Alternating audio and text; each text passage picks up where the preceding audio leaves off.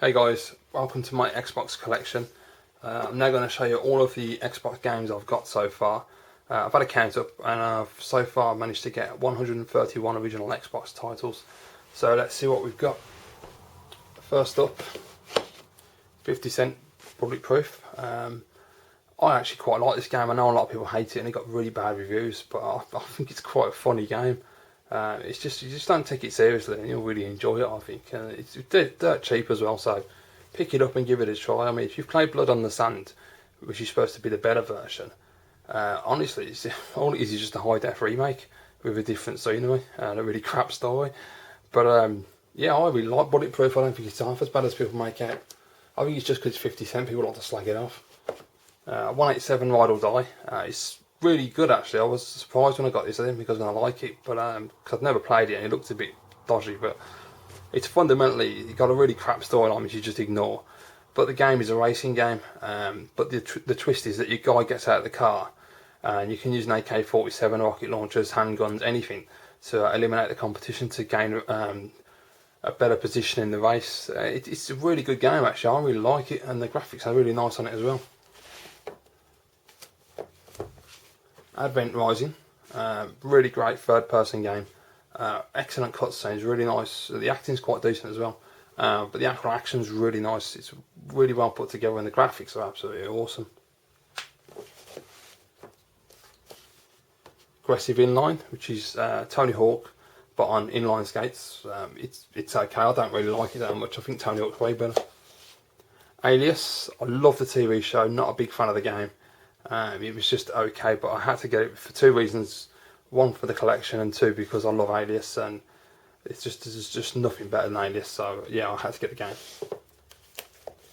Amped, and its sequel, Amped 2, which are snowboarding games. Amped came out on the at launch for Xbox. Really nice, but they do take themselves a little seriously. They're not like they're not as easy to get into, I don't think, like SSX, which is more arcade based and a lot easier to just pick up and play.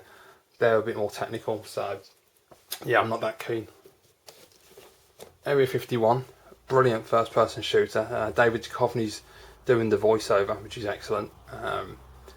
Lends a bit of credence to it with that, and I think the game is just excellent. I love the cover and all, it's really cool with the grey on the front. But yeah, I really like it. The mechanics are great, the gameplay works really well. Great graphics. It's just really hard near the end. I'm getting stuck a lot, but yeah, it's a really good game. I'd really recommend this. Armed and Dangerous is a third-person action game. You just run around and it's just absolutely mental. It's hard to explain. Check out the gameplay on my channel and see what you think, but I really like that.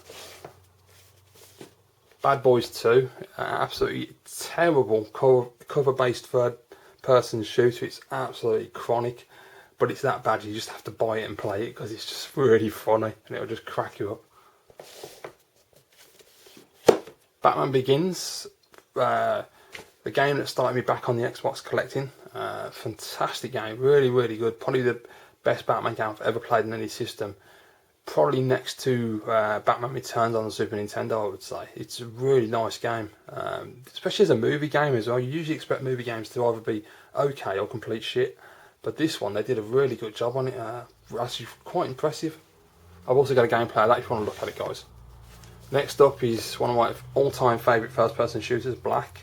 Completely just blew me away when I played this game. It's fantastic. It's like they basically went for a full-on action movie style, and they succeeded immensely. I mean, the score in particular is brilliant.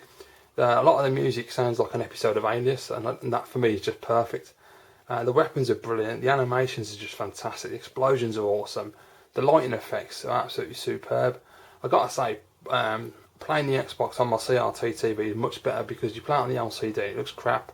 The graphics on most of the games don't look that good. They certainly don't look that good on Black, but you put it on my CRT TV and the lighting effects, the Asylum level in particular, and the lights coming through the roof is just awesome. But I've played this game so many times through and it's just brilliant every time. Love it. Can't praise it enough. Bloodwake is a boat racing game. Well, not a boat racing game, a boat combat game. It's not too bad. Brothers in Arms and in Blood. I'm not a big fan of Brothers in Arms because it's squad based, and it takes a lot of thought and technical ability. It's not like Medal of Honor where you just shoot everybody or Call of Duty, which are more my type of war games, but it's still a decent game. You just have to put a lot of time in. Next one is an Xbox exclusive, only on Xbox. God, I missed that. Brute Force, absolutely brilliant. Third person squad based type game. It's just absolutely perfect in every way. It's brilliant. Got a gameplay that if you want to look, guys. Buffy the Vampire Slayer. I expected it to be really crap, but it's actually surprisingly quite a fun game. Really good. I want to get the sequel, Chaos Bleeds, which Jurassic said wasn't very good, but I want to get it, A, to make it so that I've got both games, but B, just because I just want to play it. And so it's like Burnout Revenge, and Burnout 3 Takedown. I'm just missing Burnout 2. Burnout, if you don't know, which you probably do, is just an absolutely intense racing game. It's just fantastic. Really fun, really easy to get into, pick up and play. No big deal. I mean, it's not like the new games where they're all open world and they just ruin the franchise for me. I really like the old ones. Game we got yesterday, Capcom Fighting Jam, which was in my previous pickup video for June. Had a quick look to make sure it loads. An excellent game, really nice graphics, plays brilliant like all Street Fighter type games. Call of Duty Big Red one. Call of Duty Finest Hour. Personally, for me, Finest Hour is the better of the two. I thought Big Red one was just okay. Very flashy graphics, but a bit shallow gameplay wise. I thought Finest Hour was much better. Cold Fear, which is a survival horror set on a big ship. It's okay. I'm not very good. I mean, survival horrors I find hard anyway because you have to put the time in, and I get frustrated if I can't work out what I'm doing. I just turn it off. But it's pretty good so far. Crash Tag Team Racing. Didn't like this at all. I'd just say play the PS1 Tag Racing. It's much better. Yeah. But Constantine, game of the movie, much better than the film. Decent game. Dead or Alive 3, a fantastic launch title. This and Dead or Alive 2 are my favourite Dead or Alives. Yeah, really good. I love Dead or Alive 3. I remember just getting it on launch and being blown away with the graphics. Dead or Alive Ultimate, which is basically Dead or Alive 1 and 2 remastered, and I would highly recommend picking this up because if you like Dead or Alive 2, this is the best version. The graphics are just unbelievable and the gameplay is solid. A sealed copy of Dead to Rights. A sealed copy of Dead to Rights 2. Both excellent games. You either love them or you hate them, I think, with that one. I personally love them. I'm not entirely sure if I'm going to keep them sealed. I don't like to keep my games sealed, but because they're not really worth a lot, so I might unwrap them, but I'll wait and see. Def Jam Fight for New York. Pretty good, actually. I'm quite surprised. It takes a bit of getting used to the controls and you have to really practice, but yeah, it's not bad at all. Die Hard Vendetta. It's an average first-person shooter, but because it's Die Hard, I had to play it. Doom 3. Doom 3 Resurrection of Evil. I'm personally not a massive fan of Doom 3. I've tried playing it, but I can't really get into it. It's not as easily accessible as the first two.